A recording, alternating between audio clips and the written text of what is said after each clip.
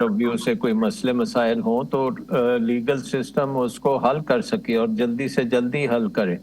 और सबसे बड़ी बात यह है कि मार्केट इकोनॉमी को चलाने के लिए मार्केट की जो रेगुलेशंस हैं वो बहुत ही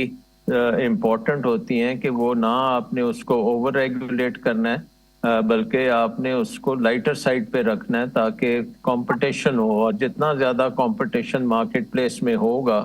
तो उतनी हमारी जो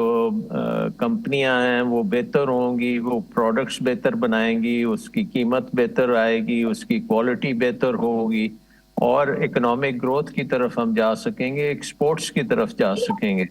सो पाकिस्तान का निज़ाम जो है इस वक्त एक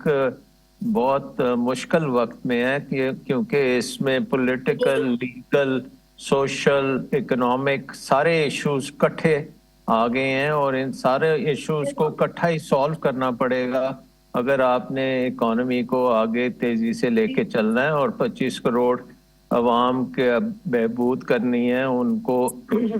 उनकी आमदन को बढ़ाना है, उनको रोजगार देना है, उनकी सेहत को बेहतर करना है, उनकी एजुकेशन ठीक करनी है, उनको सर्विसेज ठीक देनी है, तो निज़ाम फिर बड़ा ज़बरदस्त होना चाहिए। अनफॉर्चुनेटली हमारा निज़ाम इस वक्त आईसीयू में है और आई होप कि हम इसको ठीक कर सकें। बिल्कुल, बहुत बहुत शुक्रिया चौधरी अकमल साहब आपका, सलमान शाह साहब आपका। और जैसे कि अभी कहा सलमान साहब ने कि जो हमारा जो निज़ाम है वो आईसीयू में है, तो जो इस निज़ाम को खराब कर रहे हैं, जो पॉलिटिकली जो सियासी अदम इस्तेकाम मुल्क में खड़ा हुआ है, ये उनको सोचने की जरूरत है कि अगर पाकिस्तान की मईशत मजबूत होगी तो पाकिस्तान मजबूत होगा। तो ये आपके और हमारे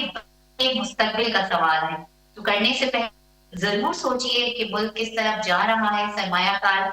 क्यों पाकिस्तान में अगर आएंगे तो उनको ये एतमाद होना चाहिए कि यहाँ पर दहशतगर्दी नहीं है, यहाँ पे सियासी अदम इस्तेकाम नहीं। दीजिए इजाजत, अपना और अपने चाहने वालों का बहुत ज्यादा रखिएगा ख्याल।